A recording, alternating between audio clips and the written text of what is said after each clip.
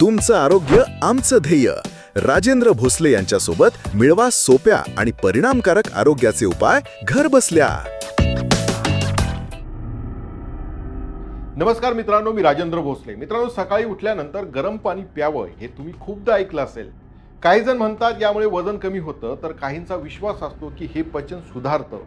पण खरंच गरम पाणी पिण्याचे एवढे फायदे आहेत का? आणि हे केवळ एक घरगुती उपाय आहे की यामागे आयुर्वेद आणि आधुनिक विज्ञानाचाही आधार आहे? म्हणून आजच्या या विशेष व्हिडिओमध्ये आपण गरम पाणी पिण्याचे फायदे या विषयावरती सविस्तर चर्चा करणार आहोत.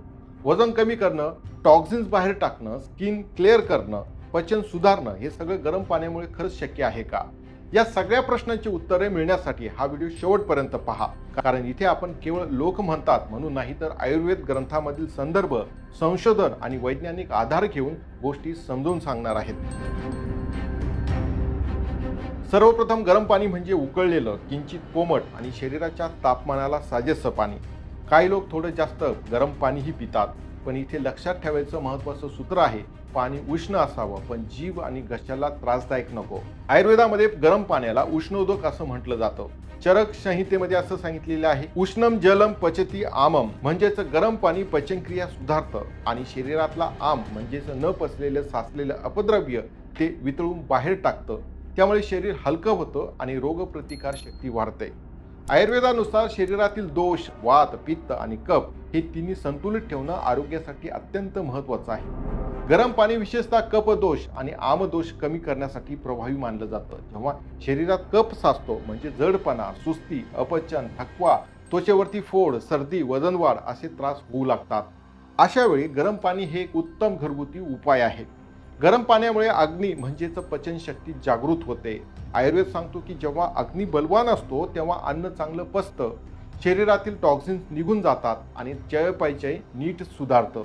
लंघम परम औषधम हे आयुर्वेदातील एक सूत्र आहे. उपवासासोबत गरम पाणी घेतल्यास त्याचे परिणाम अजून फायदेशीर होतात. मित्रांनो, वजन कमी करायचं म्हटलं की अनेक जण डायटिंग, वर्कआउट्स, प्रोटीन शेक्स किंवा महागड्या ट्रीटमेंटकडे वळतात.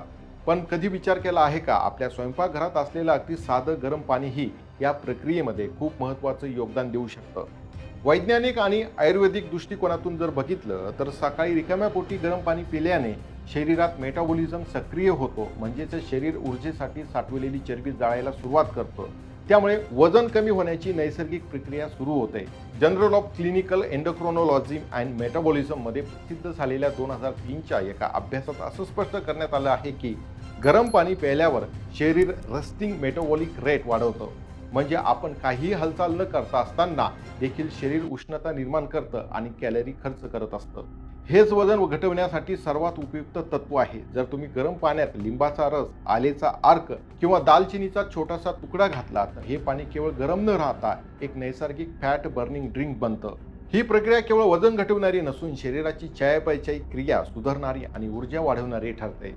वजन कमी करणे म्हणजे उपासमार नव्हे, तर शरीराला चालना देणे आणि गरम पाणी त्या मार्गाची सुरुवात करत असते. मित्रांनो, जेव्हा आपण शरीराची सफाई किंवा डिटॉक्सिफिकेशन म्हणतो तेव्हा बहुतांश लोकांचे लक्ष महागड्या ज्यूस, क्लेन्स किंवा औषधांकडे जातं. पण आयुर्वेदाच्या मते डिटॉक्स म्हणजे शरीरातील अग्नीचं संतुलन साधणं आणि साचलेल्या विषारी द्रव्याचं म्हणजेच आमचं शुद्धीकरण करणं. इथेच गरम पाण्याचं खरं महत्त्व पुढे येतं. गरम पाणी हे नैसर्गिक डिटॉक्स एजंट आहे.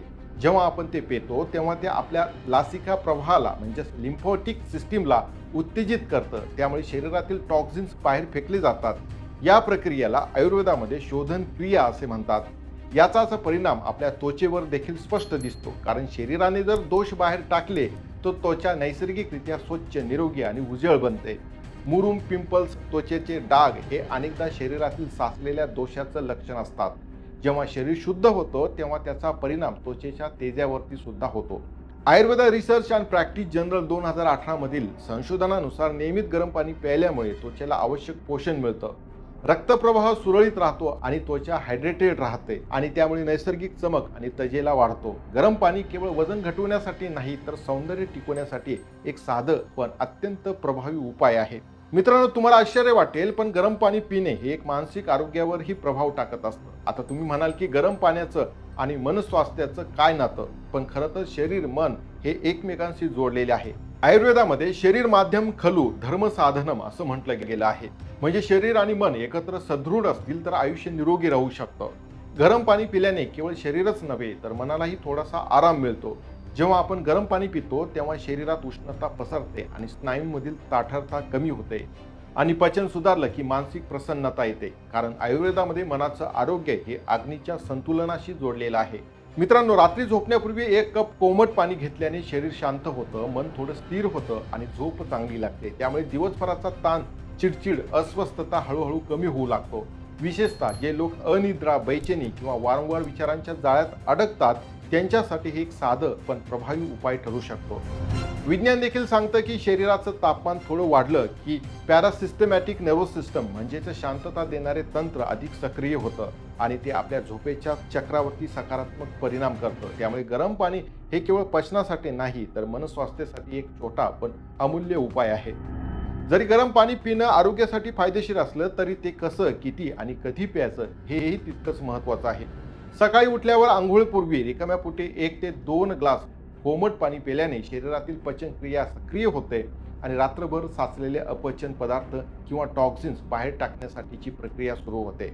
मात्र हे पाणी खूप गरम असू नये, कारण खूप उष्ण पाणी तोंड किंवा घशाला किंवा आतड्यांना इजा करू शकतं. आयुर्वेद सांगतं की उष्ण जलम पथ्यम, गरम पाणी पथ्यकारक असलं तरी सुसह्य तापमानातच ते प्यावं. जेवणाच्या अगोदर किमान अर्धा तास किंवा जेवल्यानंतर सुमारे 1 तासांनी पाणी घेतल्यास पचन संस्थेवर अनावश्यक भार पडत नाही. त्यामुळे पचनक्रिया व्यवस्थित पार पडते आणि पचनाची योग्य विघटन होते. जर तुम्ही दिवसातून वेळोवेळी म्हणजे 5-6 वेळा थोडं गरम पाणी घेत असाल तर शरीरासाठी अजून एक अधिक फायदेशीर ठरतं. यामध्ये हळद, आले, दालचिनी, लिंबू अशा नैसर्गिक घटकांची भर घातली तर रोगप्रतिकार शक्ती वाढण्याचं, फॅट बर्निंगचं आणि पचन सुधारण्याचं काम आणखी प्रभावीपणे केलं जातं. त्यामुळे गरम पाणी पिणं ही सवय करताना योग्य वेळी आणि योग्य पद्धतीने ते घेणं आवश्यक ठरतं. मित्रांनो, जसा प्रत्येक गोष्टीचा मर्यादित वापर आरोग्यास हितकारक असतो तसंच गरम पाण्याचं हे आहे. होय, गरम पाणी हे शरीर शुद्धीकरण, पचन सुधारणा, वजन कमी करणं, त्वचा स्वच्छ ठेवणे अशा अनेक बाबतीत मदतीचं ठरतं. पण त्याच वेळी जर आपण ते अति प्रमाणात किंवा प्रमाणाबाहेर प्यायला लागलो तर आरोग्यास हानिकारक ठरू शकतं. मित्रांनो, खूप गरम पाणी प्यायल्याने तोंड, घसा आणि अन्ननलिकेच्या आतील नाजूक त्वचा जळण्याचा धोका असतो. काही वेळा हा जळजळीतपणा आपल्याला जाणवतो, पण काही वेळा हे सूक्ष्म जळण्याचं प्रमाण आतून वाढत जातं आणि नंतर समस्या निर्माण होते. मित्रांनो, WHOच्या 2016च्या रिपोर्टनुसार 65 डिग्री सेल्सिअस पेक्षा अधिक तापमानाचं पाणी नियमितपणे पिणं हे अन्ननलिकेच्या पेशींना हानी पोहोचवू शकतं आणि दीर्घकाळ जर सेवन करत गेलो तर याचा आरोग्यावरती विपरीत परिणाम होऊ शकतो. मित्रांनो, आयुर्वेदामध्ये सुद्धा मात्रावत सेवनम पथ्यम हा मूलमंत्र आहे. म्हणजे जे काही शरीरासाठी उपयुक्त आहे ते योग्य प्रमाणातच घेतलं तरच त्याचा फायदा होतो. त्यामुळे गरम पाणी पिताना त्याचं तापमान सुसह्य आहे का हे नेहमी तपासा. हात लावून किंवा थोडं घोट घेऊन त्याचं तापमान जाणून घ्या आणि एकदम मोठे घोट न घेता थोडं पाणी हळूहळू पिणं ही सवय ठेवा. त्यामुळे गरम पाण्याचे फायदे तर मिळतील पण त्याचे तोटेही टाळणं शक्य होईल. तर मित्रांनो, गरम पाणी हे आपल्या आयुष्यातील एक अत्यंत सोपं आणि प्रभावी औषध आहे. आयुर्वेदामध्ये याला नित्य सेवनम योग्य औषध मानलं गेलं आहे. म्हणून जर दररोज सकाळी गरम पाणी प्यायला सुरुवात केली तर तुमचं वजन कमी होईल, पचन संस्था सुधारेल, त्वचा उजळेल, शरीर हलकं वाटेल आणि मनही शांत होईल. मित्रांनो, गरम पाणी पिणे हे केवळ आजीबाईच्या घरगुती टिप्समधील हा उपाय नाही तर आयुर्वेद आणि विज्ञान दोघांनीही स्वीकारलेले हे एक साधन आहे. त्यामुळे उद्यापासून गरम पाणी ही तुमच्या दैनंदिन आरोग्याच्या यादीत सामील करा. शरीर आपोआप बदलायला सुरुवात होईल आणि तुम्हाला ते जाणवू लागेल. मित्रांनो, मला आशा आहे की आजचा हा व्हिडिओ तुम्हाला नक्कीच आवडला असेल. व्हिडिओ आवडला असेल तर लाईक करा, चॅनलवरती नवीन असाल तर सबस्क्राईब करा आणि सर्वांसोबत शेअर करा जेणेकरून इतरांनाही याचा फायदा मिळेल. मी राजेंद्र भोसले पुन्हा तुम्हाला भेटेल याच चॅनलवरती एक नवीन छान व्हिडिओ घेऊन. तोपर्यंत स्वतःची काळजी घ्या, हसत राहा, स्मित करत राहा, काहीतरी नवीन शिकत राहा. मित्रांनो, इथेच थांबतो. जय महाराष्ट्र.